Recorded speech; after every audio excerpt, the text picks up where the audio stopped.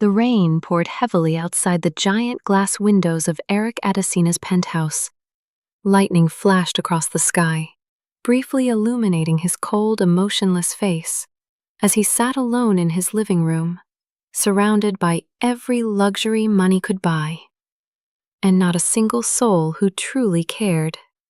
Eric was young, handsome, and the heir to Adesina Holdings, one of the wealthiest conglomerates in West Africa, but none of it brought him peace.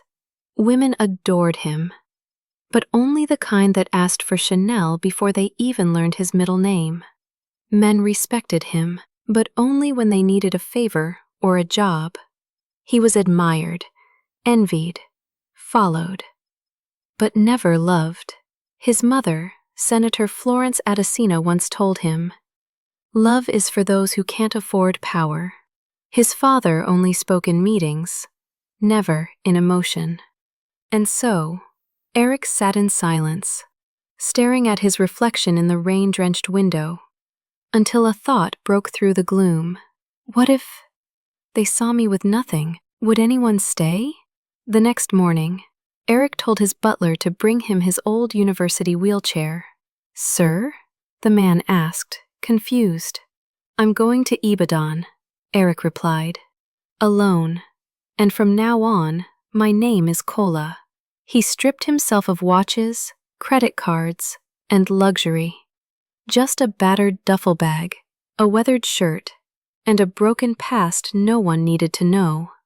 His destination, Ajegune village, a place so far from Lagos that even his name held no weight there. Kola, the name he now answered to, found a small, abandoned shed near the market square.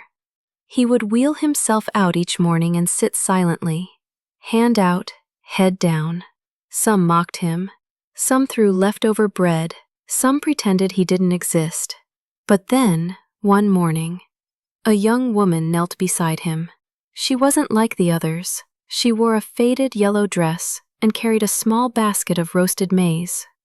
Her hands were rough, her smile warm, and her eyes deep, like the kind that saw what most people ignored. "Did you eat today?" she asked softly. He didn't speak. She didn't push. She simply took out 2 ears of corn and placed them in his lap. "My name's Amara," she said, standing. "You don't have to talk, but I'll be back tomorrow." She walked away before he could respond, and for the first time in days, Eric, no, Kola, felt seen. Amara returned every day, sometimes with food, sometimes with water, sometimes just with company. She didn't ask questions.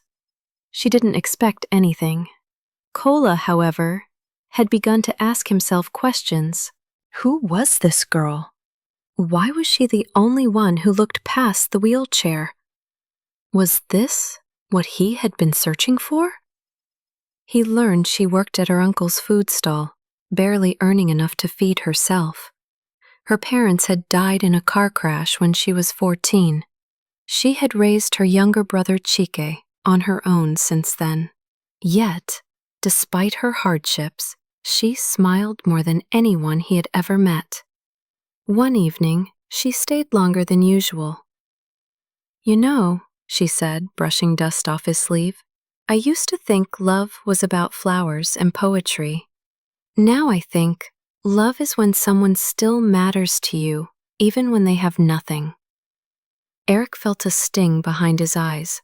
He wanted to scream the truth, to tell her he wasn't poor, that he wasn't crippled, that he had a driver waiting 2 villages away, that he owned 10 homes, but he said nothing. Because he wanted her to love Kola, not Eric. Amara's cousin, Ioma, began to notice.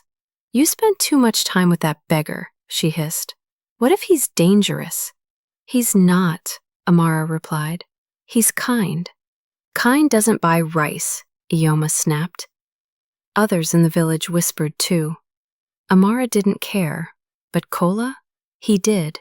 He was falling for her, but also digging a hole deeper each day. That night, Eric couldn't sleep. He stared at the ceiling of the old shed, thinking about Amara's kindness, her sacrifices, her soft voice when she said, "Even when they have nothing." He couldn't keep lying, but he also couldn't risk losing her. So he made a plan. One more week, one final test, then he would reveal everything. 3 days later, a stranger rolled into the market, a man dressed in a sharp suit, wearing sunglasses and holding a clipboard. "I'm looking for someone who deserves a gift," he announced loudly. "A poor man in a wheelchair told me to find a woman named Amara." Gasps echoed through the market. Amara was frozen. She stepped forward. The man smiled. "Follow me." He took her to a nearby compound. Inside was a modest but beautiful apartment, fully furnished, stocked with food. "There's no trick, just a thank you for your kindness." "But I never asked for anything," she whispered. "That's why you deserve it."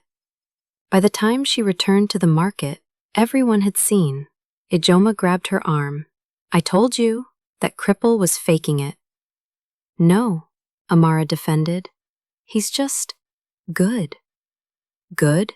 Rich men don't hide in wheelchairs for fun." Amara pulled away, but seeds of doubt had been planted. She returned to the shed, but Kola wasn't there.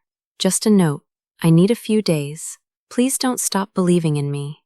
Back in Lagos, Eric sat at his desk, staring at his phone.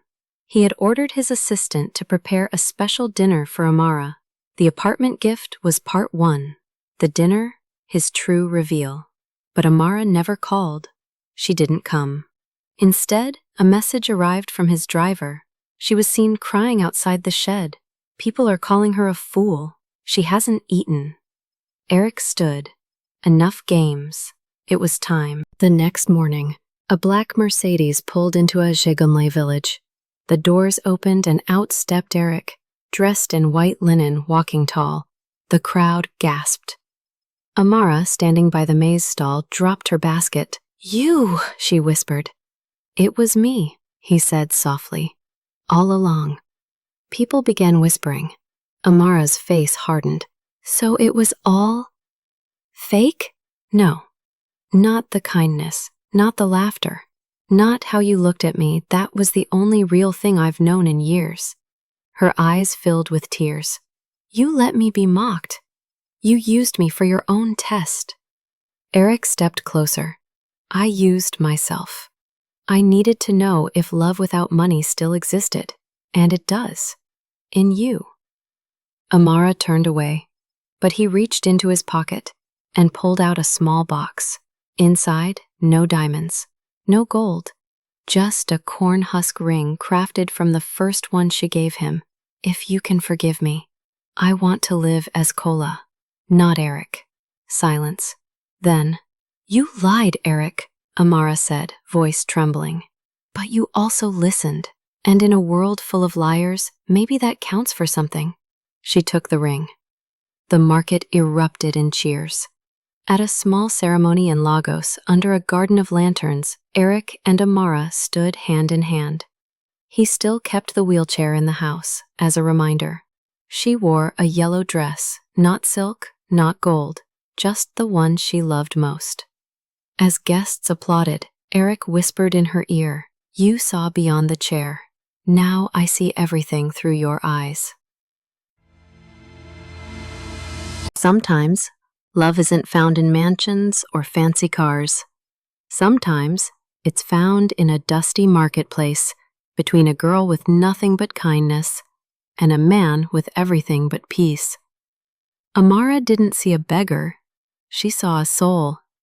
She looked past the chair, past the broken clothes, and saw a man worthy of love. And that's the lesson here. Real love doesn't see status or wealth or looks. It sees truth. It sees heart. It stays even when the whole world turns away. So maybe today, someone out there needs this reminder. You are worthy of love, and sometimes kindness is the only key you need. If this story touched your heart, don't forget to like, comment, and subscribe to Echo Tales for more powerful African stories. We share stories every week, filled with life lessons, emotional journeys, and unforgettable characters. Let us know in the comments, have you ever loved someone who had nothing, or been loved when you had nothing? Until next time, keep believing in real love. Keep seeing beyond the surface. This is Echo Tales, where every tear tells a truth.